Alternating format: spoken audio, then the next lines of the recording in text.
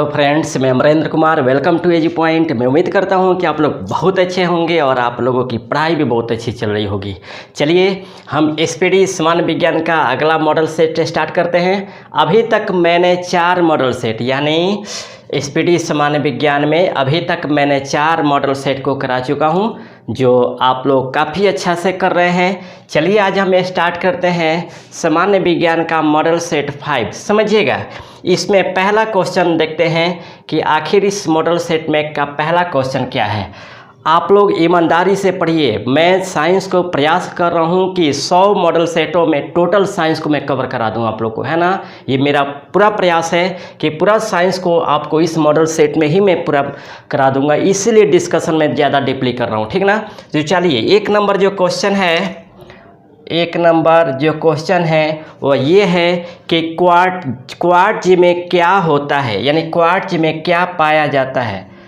पहला क्वेश्चन है आपको, क्वार्ट्ज में क्या होता है। समझिएगा, क्वार्ट्ज में क्या होता है समझिएगा।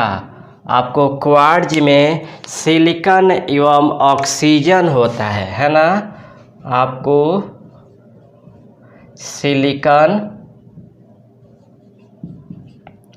सिलिकॉन एवं ऑक्सीजन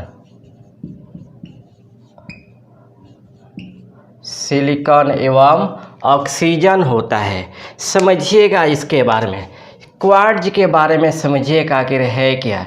ये जो क्वार्ट्ज है इसका जो रासायनिक सूत्र है वो आपको SiO2 है ना। इसका जो रासायनिक सूत्र है वह SiO2 है। इसे पारद के नाम से भी जाना जाता है ना। क्वार्ट्ज को आपको पारद के नाम से भी जाना जाता है। और याद रखिएगा, ये जो क्वार्ट्ज है आपको रेत एवं ग्रेनाइट का मुख्य घटक है ना। ग्रेनाइट का मुख्य घटक है।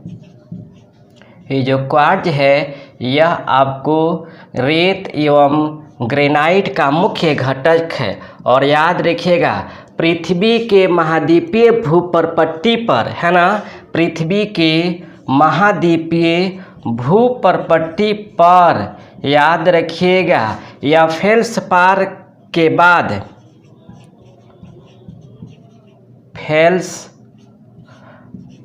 के बाद दूसरा सबसे अधिक पाया जाने वाला खनिज होता है ना। दूसरा सबसे अधिक पाया जाने वाला खनिज है। दूसरा सबसे अधिक पाया जाने वाला आपको खनिज है। फिर समझिएगा, ये जो आपको क्वार्ट्ज है यह पृथ्वी के महाद्वीपीय भूप्रपट्टी पर पाया जाने वाला दूसरा सबसे महत्वपूर्ण आपको खनिज है। पहला जो खनिज है वो आपको फेल्सपार है, यानी पृथ्वी के महाद्वीपीय भूप्रपट्टी पर सबसे अधिक जो खनिज पाया जाता है वह फेल्सपार पाया जाता है ना। पृथ्वी के भूप्रपट्टी पर आपको पृथ्वी के महाद्वीपीय भूप्रपट्टी पर सबसे अधिक पाया जाने वाला जो खनिज है वह फेल्सपार है। और दूसरा जो सबसे खनिज है वो आपको क्वार्ट्ज है ना। और एक ध्यान रखिएगा, सिलिकॉन का खोज किसने किया था मालूम है आप लोग। सिलिकॉन का जो खोज किया था वह आपको जोन्स जैकब बर्जीलियस ने किया था। आपको जोन्स जैकब बर्जीलियस ने किया था, है ना। जोन्स जैकब बर्जीलियस ने किया था। अगर आ जाए क्वेश्चन कि सिलिकॉन का खोज किसने किया था, तो जोन्स जैकब बर्जीलियस ने किया था, है ना। जोन्स जैकब बर्जीलियस ने किया था। और आपको ऑक्सीजन का तो मालूम होगा कि ऑक्सीजन का खोज आपको सिले एवं प्रिस्टले ने किया था, है ना। ऑक्सीजन का खोज सिले एवं प्रिस्टले ने किया था। फिर समझिएगा, एकदम आसानी भाषा में समझा रहा हूँ कि यहीं पे याद हो, दोबारा आपको देखने की जरूरत नहीं पड़े। समझिएगा, क्वार्ट्ज में सिलिकॉन और ऑक्सीजन पाया जाता है।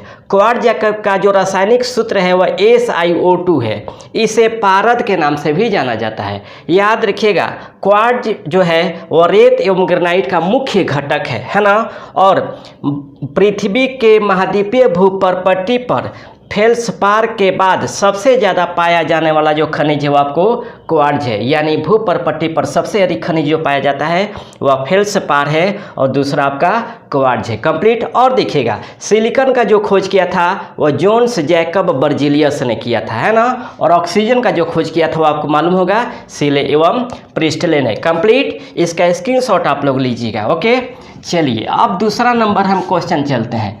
दूसरा नंबर में समझिएगा, दूसरा नंबर क्वेश्चन है कि वायुमंडल में नाइट्रोजन की प्रतिशतता कितनी होती है। वायुमंडल में नाइट्रोजन कितना प्रतिशत पाया जाता है, समझिएगा। 2 नंबर क्वेश्चन है आपको, वायुमंडल में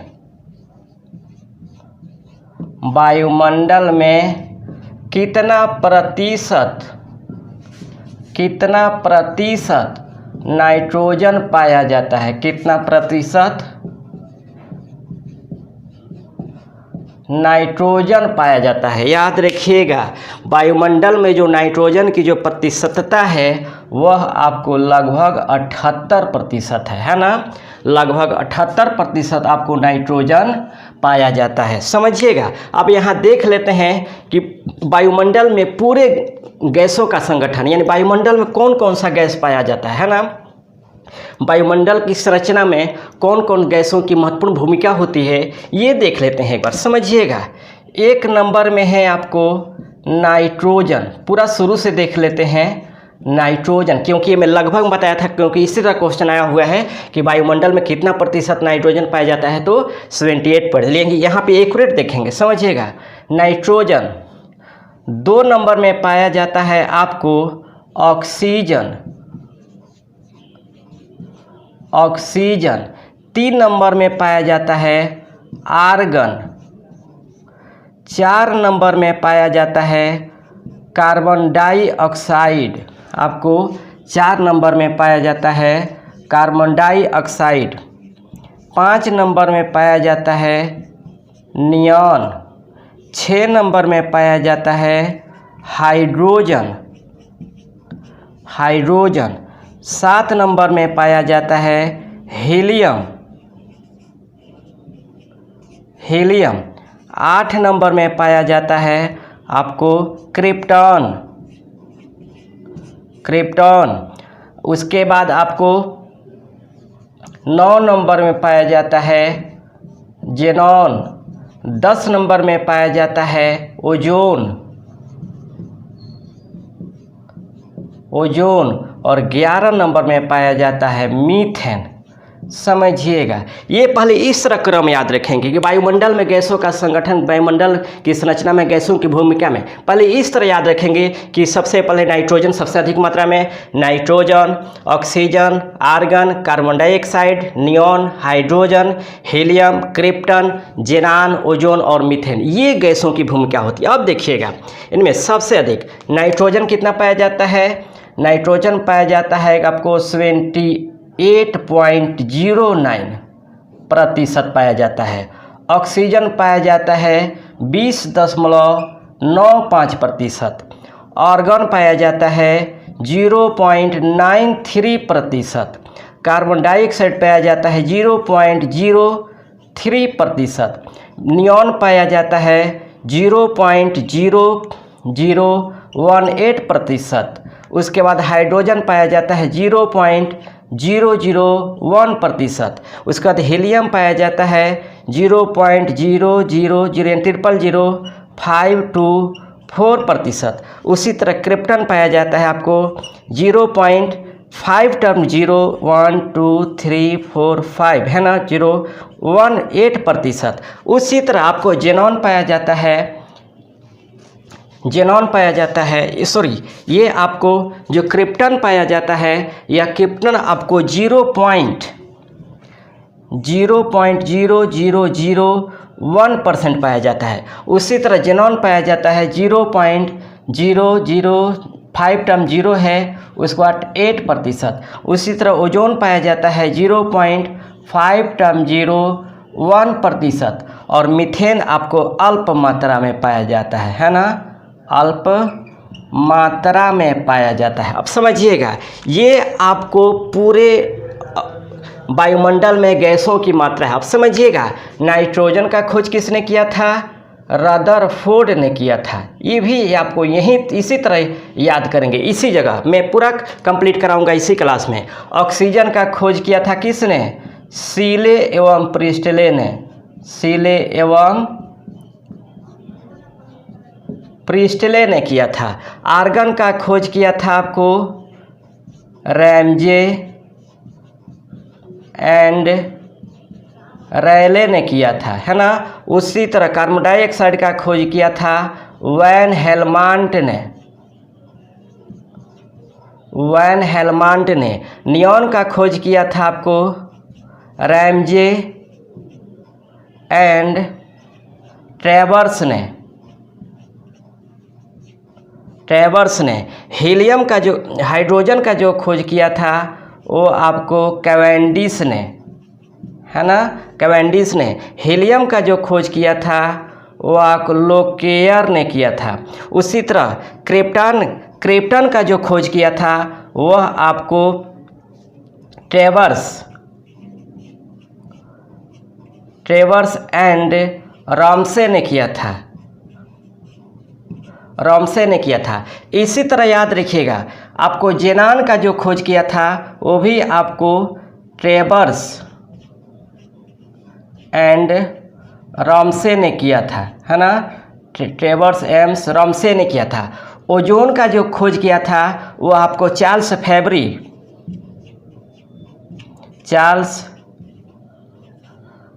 फैब्री एवं हेनरी बुसोन ने किया था, हेनरी बुसोन ने किया था। और मीथेन का जो खोज किया था वह आपको एलेसांड्रो वोल्टा ने किया, एलेसांड्रो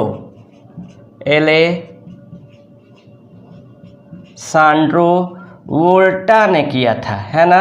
समझिएगा, ये आपको वायुमंडल में पाया जाने वाला प्रमुख गैस है। नाइट्रोजन का खोज रदरफोर्ड, ऑक्सीजन का खोज सीले एवं प्रिस्टले, आर्गन का खोज Ramsay and Rayleigh, carbon dioxide का खोज वैन हेलमांट, नियॉन का खोज रैमजे एंड ट्रेवर्स, हाइड्रोजन का खोज कैवेंडिश, हीलियम का लोकेयर, क्रिप्टन का ट्रेवर्स एंड रामसे, जेनान का ट्रेवर्स एंड रामसे, ओजोन का चार्ल्स फैब्री एवं हेनरी बुसोन और मीथेन का एलेसांड्रो वोल्टा, है ना। ये आपको वायुमंडल में पाए जाने वाले प्रमुख गैसों की मात्रा है, ये याद रखेंगे। हो गया कंप्लीट, इसका स्क्रीनशॉट लेंगे तब हम आगे चलते हैं। ओके, चलिए, समझ में आ रहा या नहीं ये ज़रूर कमेंट करके हमें बताएंगे, है ना। नहीं समझ में आएगा तो और भी इसको दूसरे तरह से पढ़ाने का प्रयास करेंगे, है ना। इस मॉडल सेट को दूसरे तरह से भी पढ़ाने का प्रयास करेंगे अगर इस तरह से समझ में नहीं आएगा। लेकिन जहाँ तक मेरा उम्मीद है कि ये बेस्ट क्लास है, इससे बेहतर क्लास आप लोग को नहीं मिलेगा। चलिए, अब तीसरे नंबर में हम बात करते हैं। तीसरा नंबर जो क्वेश्चन है, जल में अस्थायी कठोरता का कारण क्या है? समझिएगा, तीसरा नंबर, तीसरा है आपको जल में अस्थायी कठोरता, अस्थायी कठोरता का कारण क्या है ना। अस्थायी कठोरता का कारण क्या है? समझिएगा, जो जल में अस्थायी कठोरता होती है उस जल में अस्थायी कठोरता का कारण क्या है? समझिएगा, जल में अस्थायी कठोरता का जो कारण है वो आपको कैल्शियम एवं मैग्नीशियम, कैल्शियम एवं मैग्नीशियम के सल्फेट का घुला होना, है ना, सल्फेट का घुला होना, याद रखिएगा, घुला रहना, ये आपको जल के अस्थायी कठोरता का कारण है। जल में अस्थायी कठोरता का जो कारण होता है वह कैल्शियम एवं मैग्नीशियम के सल्फेट का घुला रहना ही आपको जल में अस्थायी कठोरता का आपको कारण है। समझिएगा, इसे दूर कैसे किया जाता है? इसे जो दूर किया जाता है वह आपको पोटेशियम क्लोराइड से किया जाता है ना, पोटेशियम ये पहले वाले क्लास में भी मैं बताया था कि पोटेशियम क्लोराइड से इसे दूर किया जाता है ना, पोटेशियम क्लोराइड से इसे दूर किया जाता है। फिर समझिएगा, जल में अस्थायी कठोरता का कारण क्या है? तो जल में अस्थायी कठोरता का कारण कैल्शियम एवं मैग्नीशियम के सल्फेट का घुला रहना होता है जल में, और इसे दूर किया जाता है कैसे? पोटेशियम क्लोराइड से दूर किया जाता है। कैल्शियम और मैग्नीशियम का खोज किसने किया था मालूम है आपको? कैल्शियम और मैग्नीशियम का जो खोज किया था वो आपको हेम्फ्रे डेवी ने किया था। हेम्फ्रे डेवी ने किया था, ये याद रखेंगे, है ना। कैल्शियम एवं मैग्नीशियम का जो खोज किया था वह हेम्फ्रे डेवी ने किया था। कंप्लीट हो गया। अब आगे बढ़ते हैं, स्क्रीनशॉट आप लोग लेते चलेंगे, है ना। हालांकि इसका पीडीएफ तो प्रोवाइड कराया जा रहा है आप लोग को। पीडीएफ डेली आप लोग को क्लास के बाद मिल जाएगा। डेली 3 या 4 बजे के आसपास पीडीएफ आपको मिल जा रहे होंगे। अब चलिए चौथा नंबर क्वेश्चन है, कैमरा तथा दूरबीन के लेंस का निर्माण किस कांच से होता है? समझिएगा, चौथा नंबर क्वेश्चन है आपको, कैमरा तथा दूरबीन के लेंस का निर्माण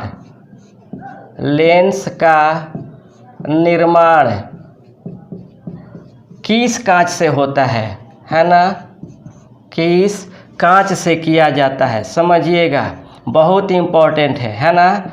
आपको कैमरा तथा दूरबीन के लेंस का जो निर्माण किया जाता है वो किस कांच से किया जाता है ना, किस कांच से किया जाता है, ध्यान दीजिएगा। कैमरा तथा दूरबीन के लेंस का जो निर्माण किया जाता है वो आपको फ्लिंट कांच से किया जाता है ना।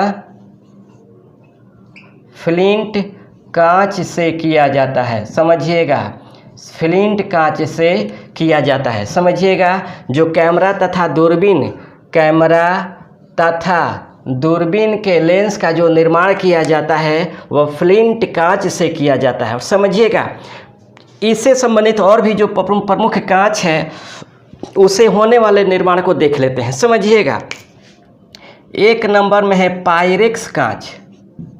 आपको पायरेक्स कांच, समझिएगा, पायरेक्स कांच से आपको प्रयोगशाला के उपकरण बनाए जाते हैं, है ना। प्रयोगशाला के उपकरण का निर्माण किया जाता है। उपकरण बनाने में आपको पायरेक्स कांच का प्रयोग किया जाता है ना। पायरेक्स कांच का जो प्रयोग किया जाता है वो आपको प्रयोगशाला के उपकरण बनाने में किया जाता है। उसके बाद है आपको सोडा कांच, 2 नंबर में है सोडा कांच। समझिएगा, सोडा कांच का निर्माण जो किया जाता है वो आपको ट्यूबलाइट एवं बोतल बनाने में किया जाता है ना। बोतल बनाने में किया जाता है ना। फिर 3 नंबर में है आपको क्राउन कांच। समझिएगा, क्राउन कांच का जो निर्माण किया जाता है वह आपको विद्युत बल्ब बनाने में किया जाता है ना। विद्युत बल्ब बनाने में किया जाता है। उसके बाद है आपको क्रूक्स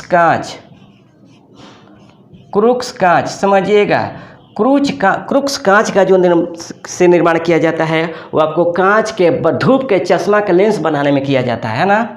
धूप के चश्मे का लेंस बनाने में किया जाता है ना। धूप के चश्मे का लेंस बनाने में इसका प्रयोग किया जाता है। उसके बाद 5 नंबर में है पोटाश कांच। समझिएगा, पोटाश कांच से कांच का बर्तन बनाने में इसका उपयोग किया जाता है।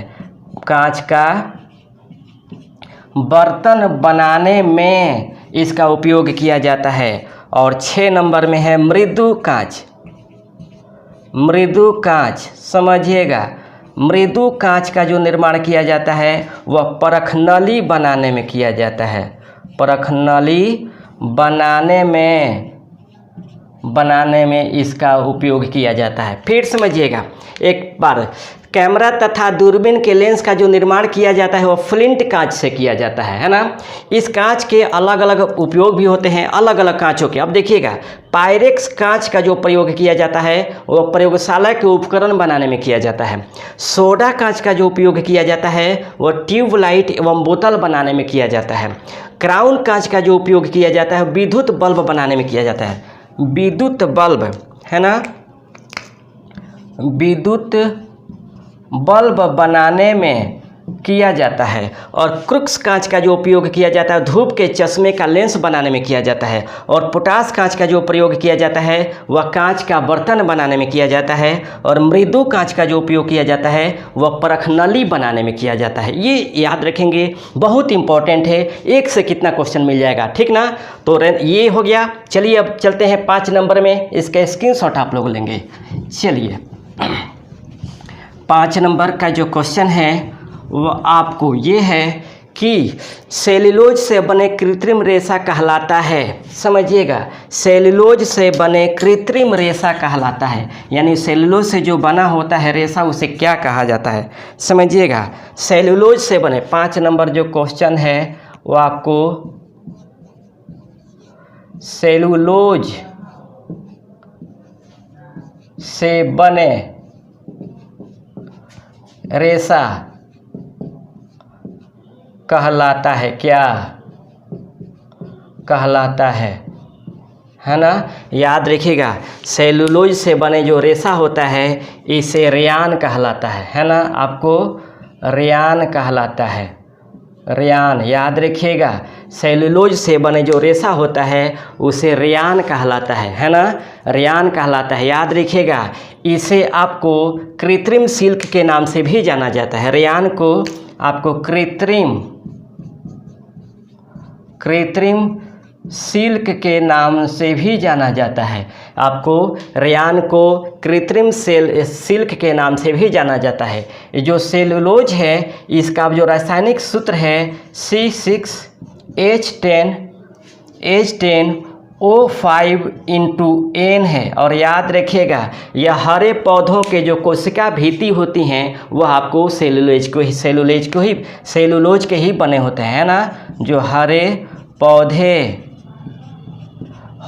पौधे के कोशिका भित्ति है ना, कोशिका भित्ति जो बने होते हैं वो आपको सेल्यूलोज के ही बने होते हैं, सेल्यूलोज के ही बने होते हैं। तो ध्यान दीजिएगा, सेल्यूलोज से बना रेशा रेयान कहलाता है। रेयान को कृत्रिम सिल्क के नाम से भी जाना जाता है। सेल्यूलोज का जो रासायनिक सूत्र है C6H10O5N होता है। और हरे पौधे की कोशिका भित्ति जो बने होते हैं वो आपको सेल्यूलोज के ही बने होते हैं। कंप्लीट हो गया। अब हम बात करते हैं 6 नंबर में। समझिएगा, 6 नंबर जो क्वेश्चन है वह ये है कि हीरा का अपेक्षिक घनत्व तथा अपवर्तनांक कितना होता है। समझिएगा, हीरे का अपेक्षिक घनत्व 6 नंबर में है। आपको हीरे का अपेक्षिक घनत्व तथा अपवर्तनांक कितना होता है ना। आपको हीरे का अपेक्षिक घनत्व तथा अपवर्तनांक कितना होता है। समझिएगा, आपको हीरे का अपेक्षिक जो घनत्व होता है, हीरे का जो अपेक्षिक घनत्व होता है वह 2.2 होता है ना। और हीरे का जो अपवर्तनांक होता है वह 2.42 होता है। समझिएगा, आपको हीरे का जो अपेक्षिक घनत्व कितना होता है वो आपको 2.2 होता है। और हीरे का जो अपवर्तनांक होता है वह 2.24 होता है। याद रखिएगा, द्रव के अपेक्षिक घनत्व का माप किसे किया जाता है। द्रव का यहीं पर बता रहे हैं जो अपेक्षिक घनत्व आया है। तो द्रव का अपेक्षिक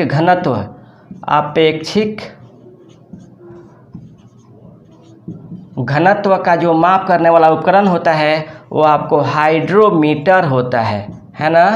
हाइड्रोमीटर मीटर होता है। याद रखिएगा, द्रव का अपेक्षिक घनत्व का जो माप किया जाता है वो आपको हाइड्रोमीटर से किया जाता है। और याद रखिएगा, हीरा क्या है? हीरा एक कठोर पदार्थ है ना, कठोर पदार्थ है। याद रखिएगा, हीरा एक कठोर पदार्थ है और ये चमकता है, ये आपको पूर्ण आंतरिक परिवर्तन के कारण चमकता है।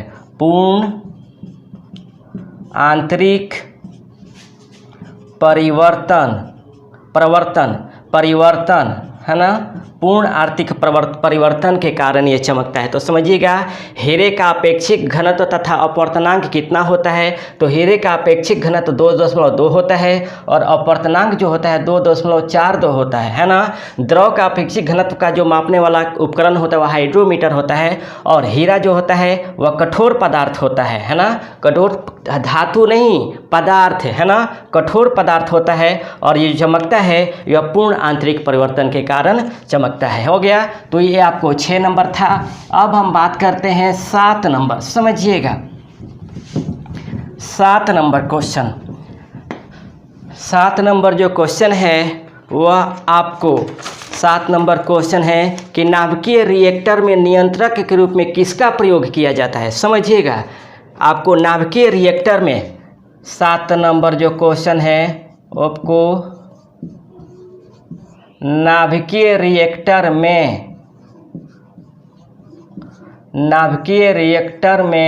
नियंत्रक के रूप में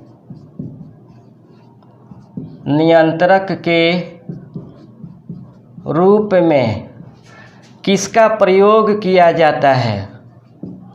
किसका प्रयोग किया जाता है? याद रखिएगा, किसका प्रयोग किया जाता है? समझिएगा, जो नाभिकीय रिएक्टर में नियंत्रक के रूप में जो प्रयोग किया जाता है वह आपको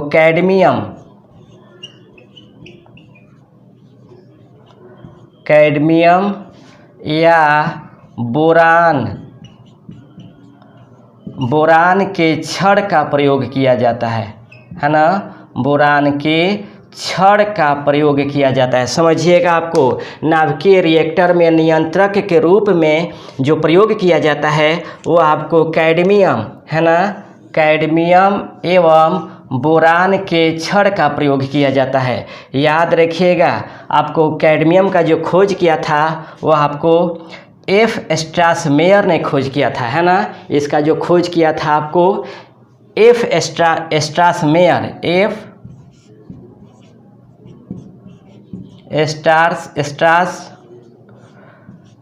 ने खोज किया था। कब?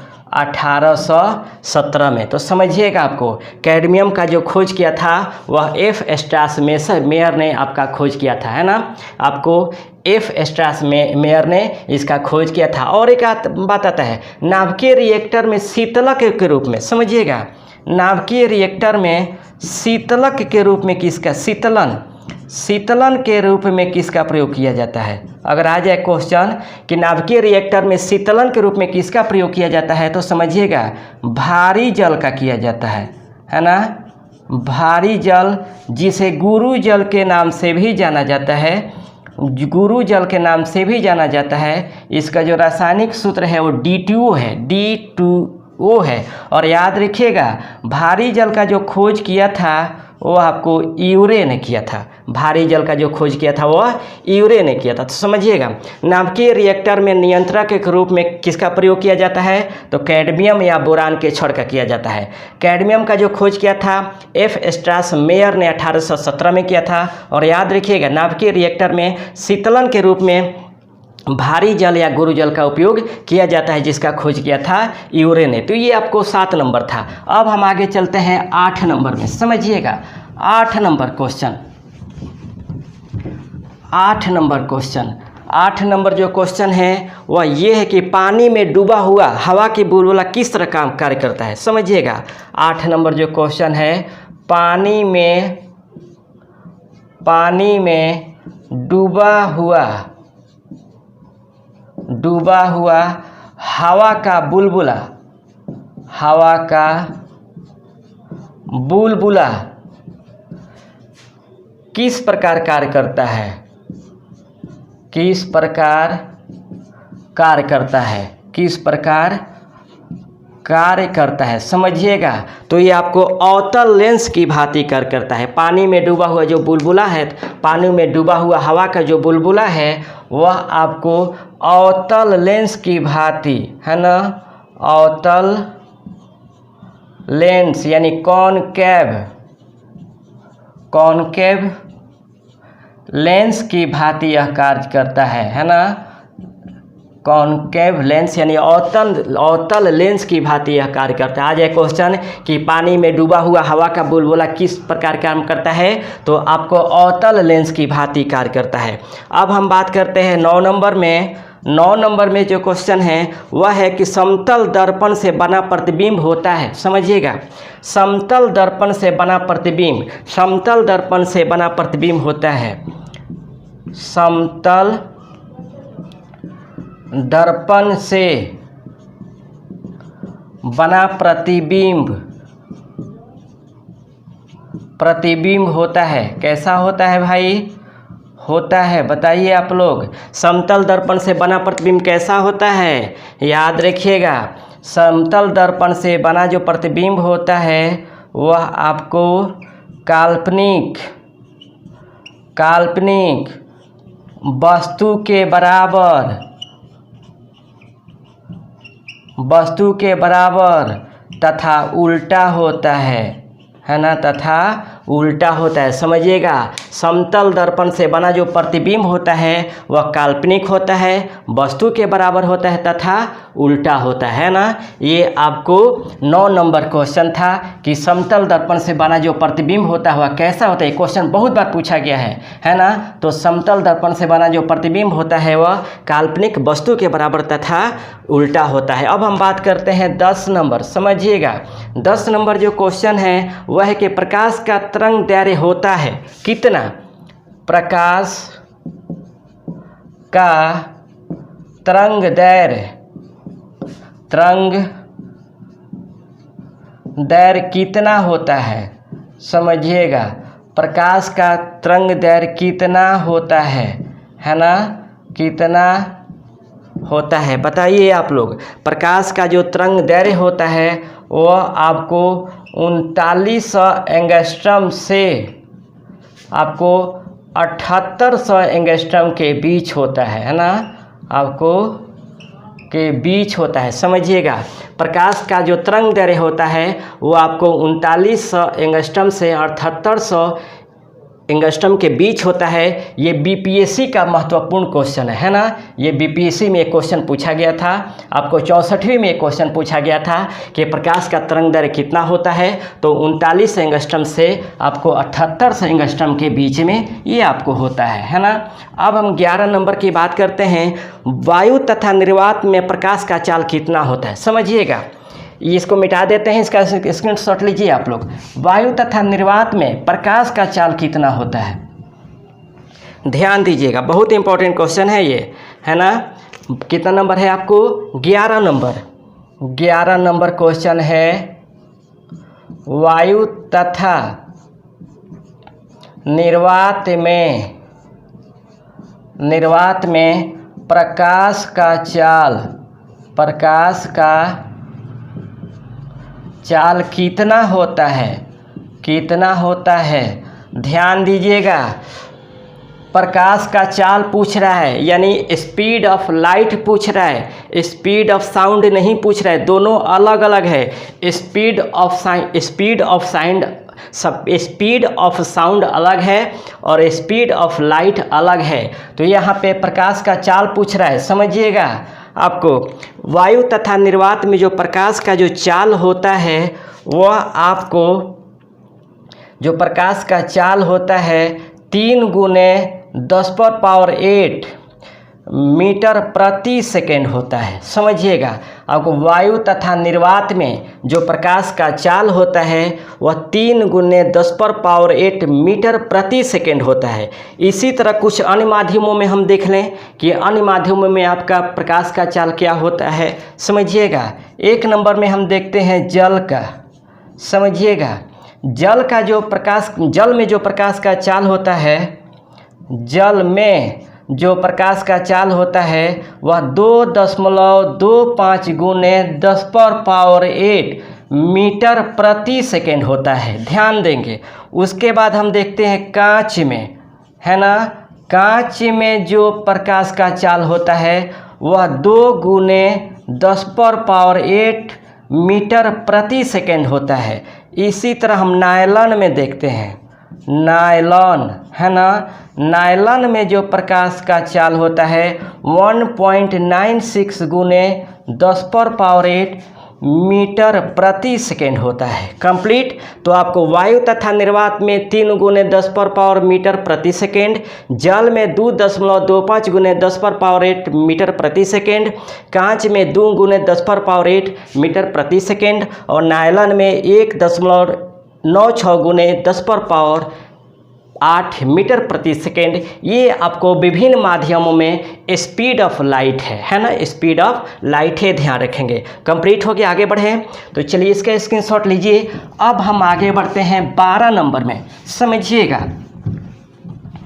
12 नंबर में 12 नंबर जो क्वेश्चन है वह ये है कि कान पर ध्वनि का प्रभाव कितना देर तक रहता है। क्या बात है ना। एक थप्पड़ मार करके दिखिएगा और उससे पूछिएगा कितने देर तक तुम्हारे कान पर आवाज़ रहता है। कान पर नहीं जी, ऐसा नहीं कीजिएगा आप लोग, है ना, ये मजाक किया था। कान पर ध्वनि का, साउंड का प्रभाव कितने देर तक रहता है, प्रभाव कितने देर तक रहता है, कितने देर तक रहता है, ये तो आप लोग जानते हैं, है ना। कान पर ध्वनि का जो प्रभाव होता है वह आपको 1/10 सेकेंड तक रहता है ना, 1/10 सेकेंड तक ये प्रभाव रहता है। कान पर जो ध्वनि का जो प्रभाव रहता है वो आपको 1/10 सेकेंड तक रहता है ना। उसके बाद 13 नंबर जो क्वेश्चन है, डीएनए का खोज, सबसे इम्पोर्टेंट है और महत्वपूर्ण और आसान भी है। डीएनए का खोज किसने किया था, डीएनए का खोज किसने किया था, आप लोग को मालूम होगा। आपको डीएनए का खोज किसने किया था, तो याद रखिएगा, आपको डीएनए का जो खोज किया था वो आपको वाटसन एंड क्रिक ने किया था, वाटसन एंड क्रिक ने किया था, ध्यान रखिएगा, वाटसन एंड क्रिक ने किया था। अगर आरएनए का पूछ दे तब, आरएनए का अगर पूछ देगा तो आर्थर बर्ग एंड क्रिक ने किया था, है ना, आर्थर बर्ग एंड क्रिक ने किया था, ध्यान दीजिएगा। तो डीएनए का खोज किया था वाटसन एंड क्रिक ने और आरएनए का खोज किया था आर्थर बर्ग एंड क्रिक ने। डीएनए का पूरा विस्तार से हम बताएंगे नेक्स्ट क्लास में, नेक्स्ट मॉडल सेट में अगर मिलेगा तो, है ना। चलिए अब आगे हम बढ़ते हैं, आपको 14 नंबर क्वेश्चन समझिएगा। 14 नंबर क्वेश्चन, 14 नंबर जो क्वेश्चन है वह है कि रेफ्रिजरेटर में जल को ठंडा करने के लिए किसका प्रयोग किया जाता है, समझिएगा। 14 नंबर में रेफ्रिजरेटर में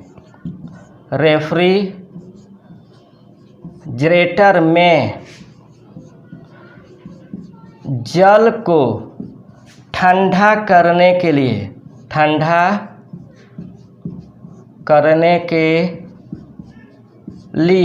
किसका प्रयोग किया जाता है ना। आपको किसका प्रयोग किया जाता है समझिएगा। रेफ्रिजरेटर में जल को ठंडा करने के लिए किसका प्रयोग किया जाता है, मालूम है आपको किसका प्रयोग किया जाता है, याद रखिएगा। रेफ्रिजरेटर में आपको जल को ठंडा करने के लिए आपको अमोनिया गैस का प्रयोग किया जाता है ना, अमोनिया गैस का प्रयोग किया जाता है, HN3, है ना, अमोनिया गैस का आपको प्रयोग किया जाता है। इसका खोज किसने किया था, आपको जोसेफ प्रिस्टले ने किया था, है ना। इसका जो खोज किया था आपको जोसेफ प्रिस्टले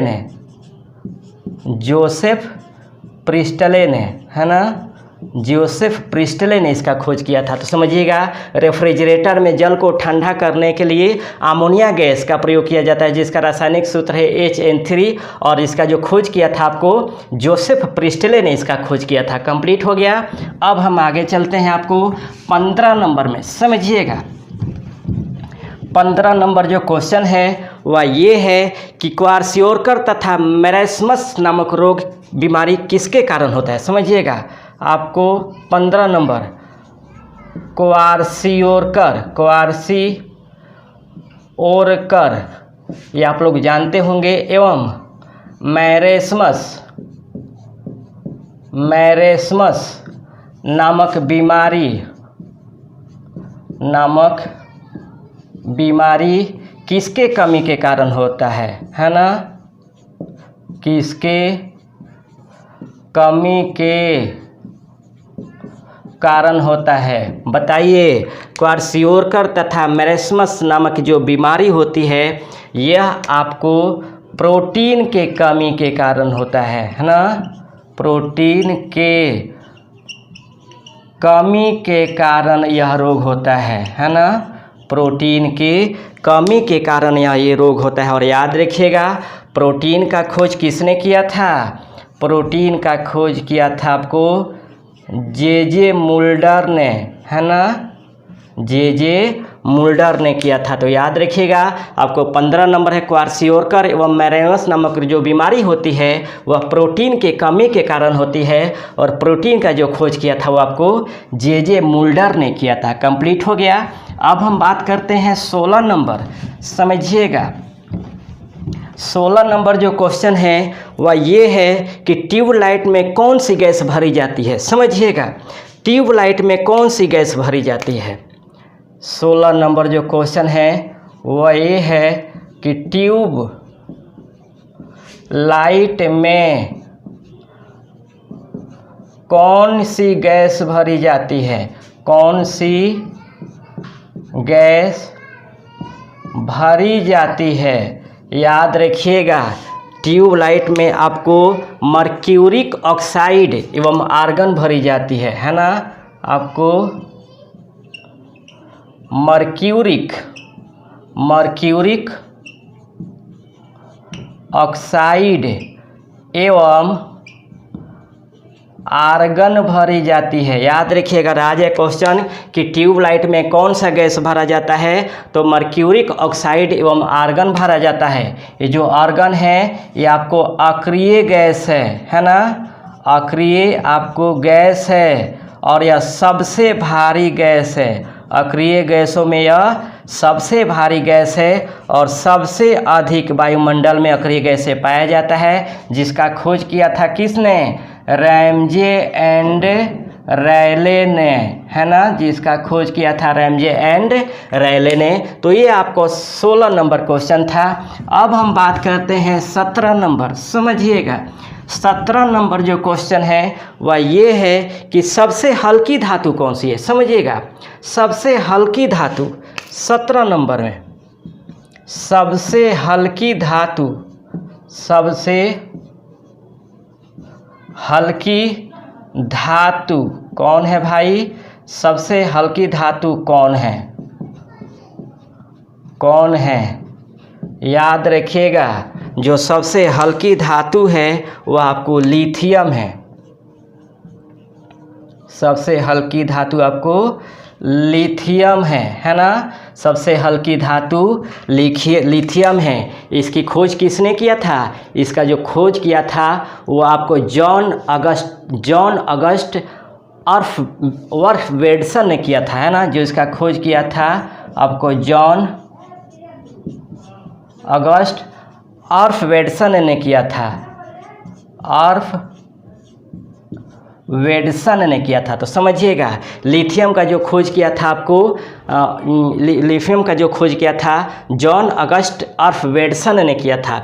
ये सबसे हल्की धातु है। सबसे हल्की धातु में लिथियम अगर आ जाए कि सबसे भारी धातु, समझिएगा, सबसे भारी धातु, समझिएगा, सबसे भारी धातु कौन सा है, ओस्मियम है ना, आपको ओस्मियम है, याद रखिएगा। सबसे भारी धातु आपको ओस्मियम है, और ओस्मियम का खोज किसने किया था? आपको टेनांट ने किया था, है ना। टेनांट ने किया था। कब? 1804 में आपको किया था, समझिएगा। 1804 में किया था, याद रखिएगा। 1804 में। तो सबसे हल्की धातु लिथियम, जिसका खोज किया था आपको जॉन अगस्ट अर्फवेडसन ने, और सबसे जो भारी धातु है वो आपको ओस्मियम है ना। ओस्मियम है, जिसके खोज किया था टेनांट ने 1804 में। और याद रखिएगा, सबसे भारी धातु ओस्मियम के अलावा एक आपको प्लेटिनम भी है ना। प्लेटिनम ये भी आपको सबसे भारी धातु है ना। पदार्थ नहीं, धातु। सबसे भारी धातु आपको ओस्मियम एवं प्लेटिनम है। कंप्लीट हो गया। अब हम बात करते हैं 18 नंबर। 18 नंबर जो क्वेश्चन है, 18 नंबर जो क्वेश्चन है वह ये है कि सबसे अधिक तथा सबसे कम तरंग दैर्घ्य किस रंग का होता है। वाह, क्या बात है ना। 18 नंबर, सबसे अधिक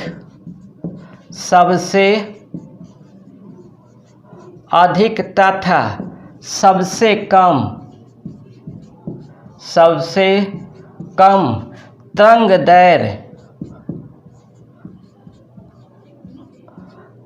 दैर्घ्य किस रंग का होता है। किस रंग का होता है, समझिएगा। किस रंग का होता है सबसे अधिक तथा सबसे कम तरंग दैर्घ्य। याद रखिएगा, यहाँ पे क्रमशः होगा आपको लाल एवं बैगनी रंग, है ना। बैगनी रंग का, समझिएगा। यहाँ पे सबसे अधिक तरंग दैर्घ्य जो होता है, सबसे अधिक तरंग दैर्घ्य जो होता है वो आपको लाल रंग का होता है, और सबसे कम तरंग दैर्घ्य जो होता है वो आपको बैगनी रंग का होता है ना। सबसे अधिक तरंग दैर्घ्य लाल का और सबसे कम तरंग दैर्घ्य आपको बैगनी रंग का होता है। उसके बाद 19 नंबर है, मानव द्वारा संश्लिष्ट पहला रेशा कौन है। समझिएगा, 19 नंबर क्वेश्चन, मानव द्वारा संश्लिष्ट पहला रेशा। मानव द्वारा संश्लिष्ट 19 नंबर जो क्वेश्चन है वह है मानव द्वारा संश्लिष्ट, मानव द्वारा संश्लिष्ट पहला रेशा कौन सा है। पहला रेशा आपको कौन सा है ना। मानव द्वारा संश्लिष्ट पहला रेशा कौन है, याद रखिएगा। मानव द्वारा संश्लिष्ट जो पहला रेशा है वो आपको नायलॉन है ना। नायलॉन है, याद रखिएगा। आपको मानव द्वारा संश्लिष्ट जो पहला रेशा है वह नायलॉन है, और इसका खोज किसने किया था। इसका खोज आपको डॉक्टर वालेस कैरायर्स ने किया था। इसका जो खोज किया था आपको डॉक्टर वालेस कैरायर्स, है ना। कैरायर्स ने कब किया था? 1937 में। कहाँ? अमेरिका में किया था, है ना। अमेरिका में किया था। तो याद रखिएगा, आपको मानव द्वारा संश्लिष्ट जो पहला रेशा है वो आपको नायलॉन है, जिसका खोज किया था आपको डॉक्टर वालेस कैरायर्स ने। वालेस कैरायर्स ने कहाँ पे? 1937 में अमेरिका में खोज किया था। उसके बाद है आपको 20 नंबर जो क्वेश्चन है वह आपको दो समानांतर दर्पणों के बीच रखी वस्तु का प्रतिबिंब बनता है। समझिएगा, दो समानांतर दर्पणों के बीच 20 नंबर जो क्वेश्चन है वह दो समानांतर दर्पण के बीच रखी वस्तु का प्रतिबिंब बनता है। प्रतिबिंब बनता है। कितना बनेगा भाई? कितना बनेगा? याद रखिएगा, दो समानांतर दर्पण के बीच में रखी वस्तु का जो प्रतिबिंब बनेगा वह आपको अनंत प्रतिबिंब बनेगा, है ना। कैसा प्रतिबिंब बनेगा? अनंत प्रतिबिंब बनेगा। याद रखिएगा, आपको दो समानांतर दर्पण के बीच में रखी वस्तु का जो प्रतिबिंब बनता है वो आपको अनंत बनता है। यह इम्पोर्टेंट क्वेश्चन है, आपको पूछा गया है, ठीक ना। तो ये आपको था मॉडल सेट नंबर 5। मैं उम्मीद करता हूं कि ये भी क्लास आपको पसंद आए होंगे। मैं पूरा प्रयास कर रहा हूं कि एक एक टॉपिक को मैं उठाऊं, अगर टच करूं तो पूरा डिटेल आपको समझाते हुए लेकर चलूं कि दोबारा आपको साइंस का कोई बुक उठाने की ज़रूरत नहीं पड़े। इसलिए मैं इस तरह पढ़ा रहा हूं। मैं कैसा ये क्लास चल रहा है आप लोग कमेंट बॉक्स में जाकर ज़रूर बताएंगे। अगर क्लास अच्छा लग रहा है तो आप अपने दोस्तों में ज़रूर शेयर करेंगे और सब्सक्राइब करने के लिए बोलेंगे। अभी तक यहाँ पहुँचा हूँ तो आप ही लोग के सहयोग और सपोर्ट से पहुँचा हूँ, और मेरी भी जिम्मेदारी है कि आपको हर हालत में आपको आपके अपने मुकामों तक पहुँचाऊँ। यही मेरी कामना है और मेरा ईश्वर से कामना है कि हम आपको पहुंचाएं। ठीक है, तो रहने देते इतना ही, फिर नेक्स्ट मॉडल सेट लेकर हाजिर होंगे। तब तक के लिए बेस्ट ऑफ लक।